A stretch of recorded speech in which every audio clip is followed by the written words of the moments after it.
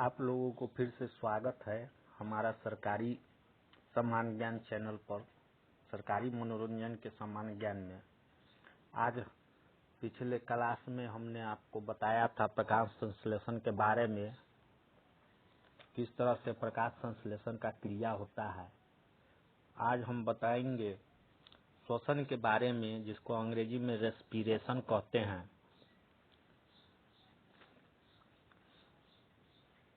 यह एक प्रकार का जैविक क्रिया है। इसमें शर्करा तथा वसा का ऑक्सीकरण होता है तथा ऊर्जा मुक्त होती है। यह जो है न केवल यह विभिन्न प्रकार के जीव जंतुओं में श्वसन का प्रक्रिया होता है और जो है न यह ऊर्जा शरीर के विभिन्न कार्यों को इस क्रिया से प्राप्त ऊर्जा शरीर के विभिन्न कार्यों को करने में मदद करती है। और इस प्रक्रिया में जो है न एटीपी तथा CO2 निकलती है। और श्वसन मतलब एक प्रकार का दहन ही है, रेस्पिरेशन एंड कंब्यूशन।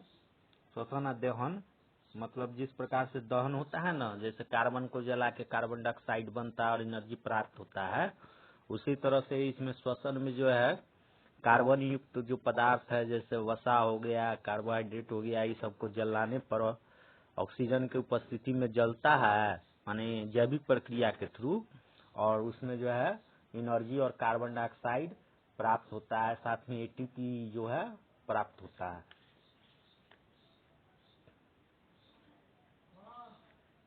श्वसन का जो है ना श्वसन के जो है दो प्रकार होते हैं।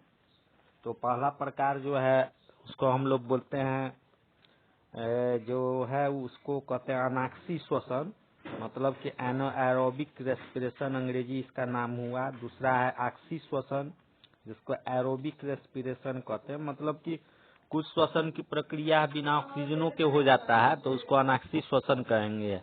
और जो श्वसन की प्रक्रिया पूर्णतः ऑक्सीजन की उपस्थिति में होता है उसको ऑक्सी श्वसन माने कि एरोबिक रेस्पिरेशन भी कहते हैं। तो देख लेते हैं हम लोग अनाक्सी मतलब श्वसन जो है अनाक्सी श्वसन कैसे होता है।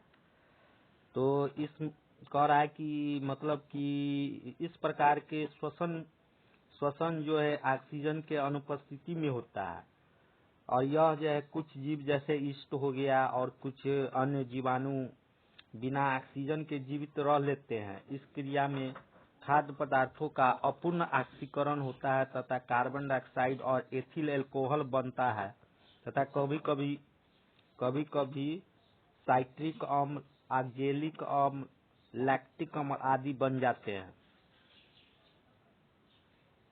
इस क्रिया को फार्मूला के द्वारा, केमिकल फार्मूला रासायनिक सूत्र के द्वारा इस प्रकार से व्यक्त कर सकते हैं।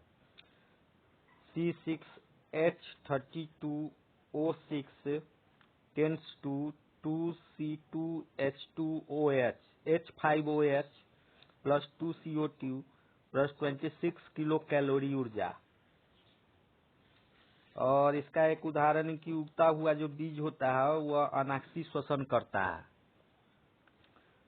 ये सब मिनरली जो है बैक्टीरिया में होता है। अनाक्सी श्वसन जो है ना बैक्टीरिया जो होता है, सूक्ष्म जीव सब जो होता है उसमें होता है, और वो इसी प्रक्रिया के द्वारा वो सब जो है ना एनर्जी प्राप्त कर लेता है। और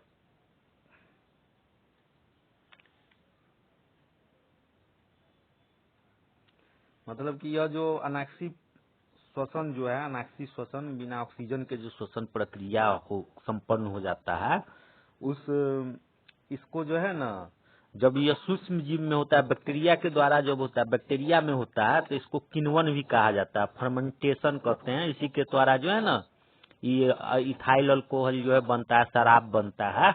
किण्वन के द्वारा ही ना शराब बनता है। तो ये अनाक्सी श्वसन के कारण से मतलब शराब बनता है। और दूसरा हमारा है ऑक्सी श्वसन। यह ऑक्सीजन की उपस्थिति में होने वाला प्रक्रिया है। यह प्रक्रिया अधिकांशतः सभी प्राणियों और वनस्पतियों में होता है। इसमें शर्करा, वसा तथा प्रोटीन पूर्ण रूप से ऑक्सीकृत होकर कार्बन डाइऑक्साइड तथा जल में बदल जाते हैं और ऊर्जा एटीपी में मुक्त करते हैं। इस क्रिया को निम्न समीकरण से प्रदर्शित किया जा सकता है। मतलब ये जो हम बता दिए ऑक्सी श्वसन जो है एरोबिक रेस्पिरेशन जो है वह किसमें होता है, ये सभी प्रकार के जीव जंतु प्राणियों में होता है और यह ऑक्सीजन की उपस्थिति में होता है। पहले ये बता दिए कि जो श्वसन का प्रक्रिया है उसमें क्या होता है, कार्बन वाला जो पदार्थ है वो ऑक्सीजन की उपस्थिति में जल के CO2 मतलब कार्बन डाइऑक्साइड और जल ये सब बनाता है, साथ में ऊर्जा जो ATP होता है उसको रिलीज करता है। तो इस प्रकार का जो ऑक्सी श्वसन है उसको भी हम लोग रासायनिक सूत्र के द्वारा प्रदर्शित कर सकते हैं। तो इसको है इस प्रकार से, देखो ये जो मतलब वसा प्रोटीन ये सब क्या होता है, ये सब मतलब कार्बन हाइड्रोजन ऑक्सीजन का मतलब ये कॉम्प्लेक्स यौगिक है, जटिल यौगिक है।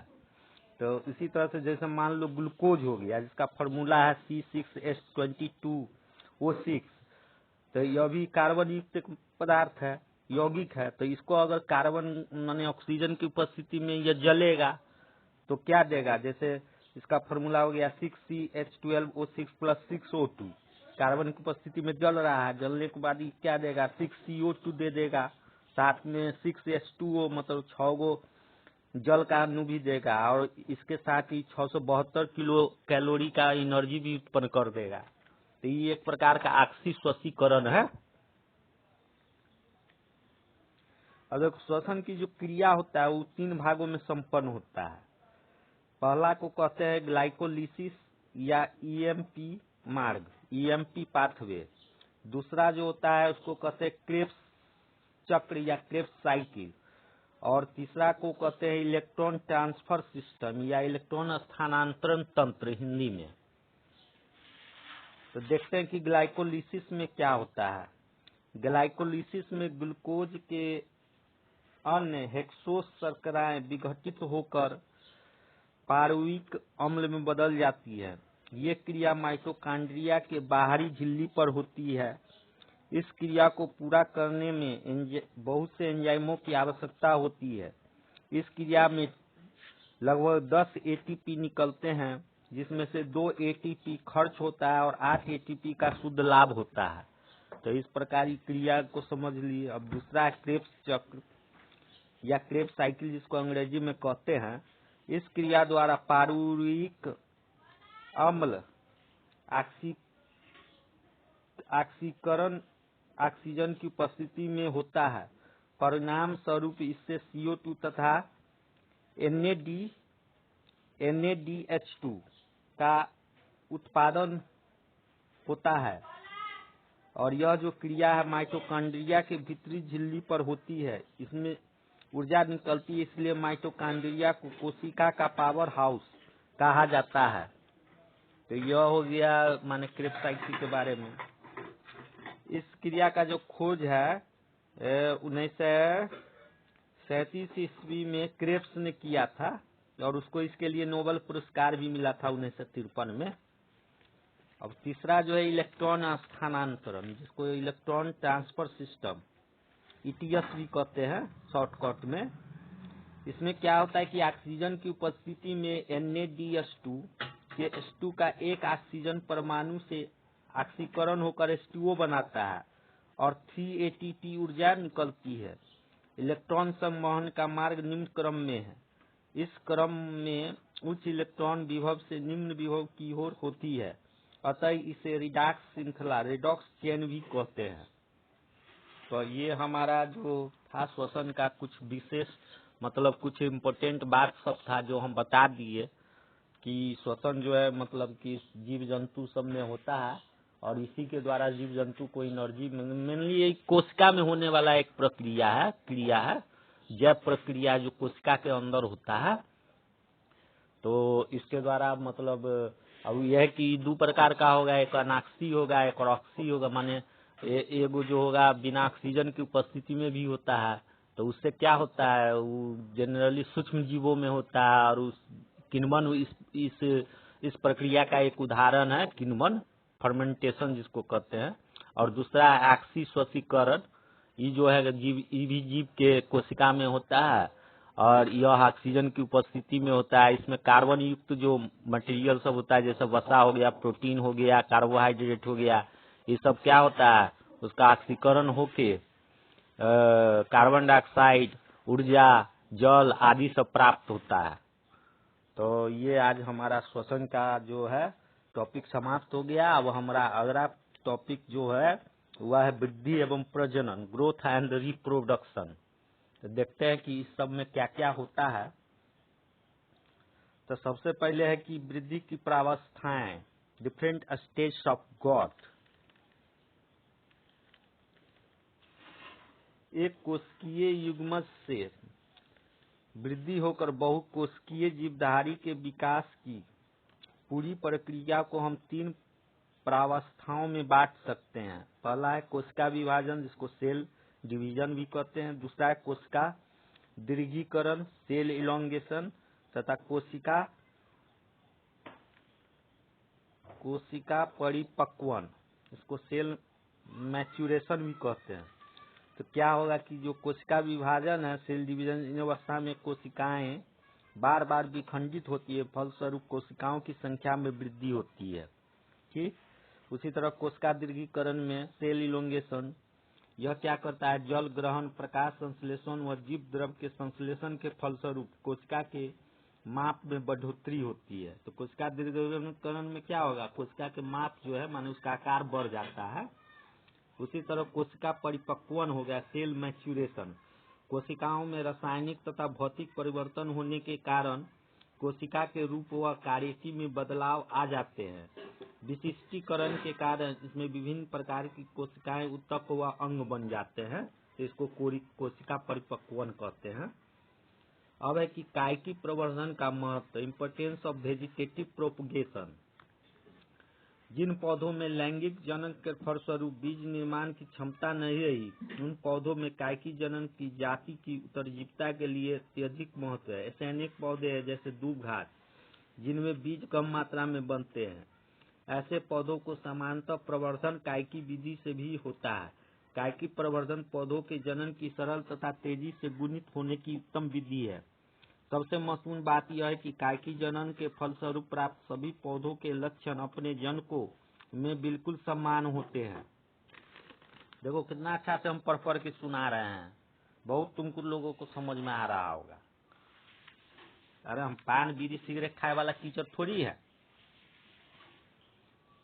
अब है कि कृत्रिम कायिकी प्रवर्धन। अपने लाभ के लिए मनुष्य ने कायिकी प्रवर्धन के आधार पर कृत्रिम कायिकी प्रवर्धन के अनेक विधियों को विकास कर लिया है, जो इस प्रकार से बताया जा सकता है। पहला है कि कलम लगाना एक विधि है जिससे मतलब कायिकी परिवर्तन होता है। कटिंग कहते हैं इसको अंग्रेजी में। जब पौधे के जड़, तना तथा पत्ती को मातृ पौधा से अलग अलग करके अनुकूल वातावरण में रखते हैं और इससे नए पौधों का जन्म होता है, तो इस प्रकार के जनन को हम लोग कटिंग कहते हैं, जनन कहते हैं।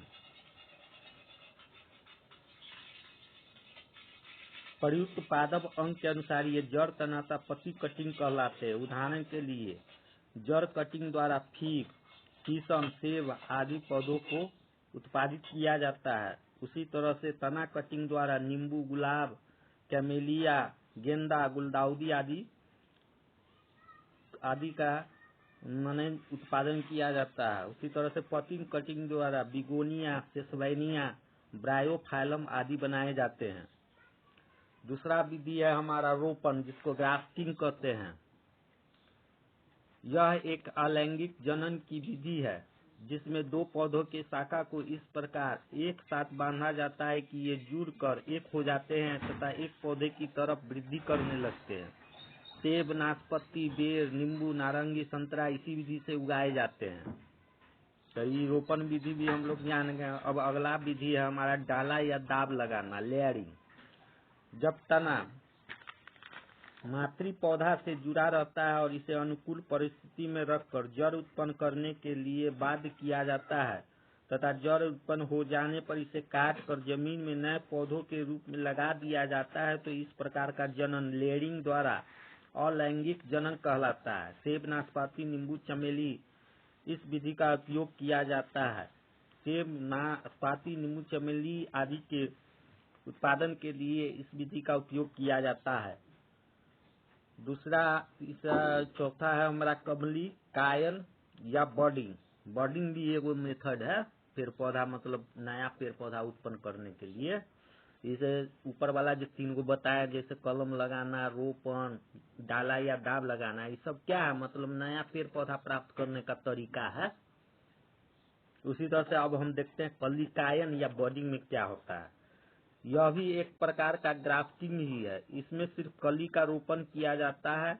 इसमें मातृ पौधा से कली लेकर जड़ स्तंभ के उचित स्थान पर कलिकायन कर दिया जाता है और पौधे को प्राप्त कर लिया जाता है। तो ये हमारा था क्या, वृद्धि एवं प्रजनन। तो इसको हम लोग देखिए लिए। अब देखते हैं अगला टॉपिक जो है हमारा है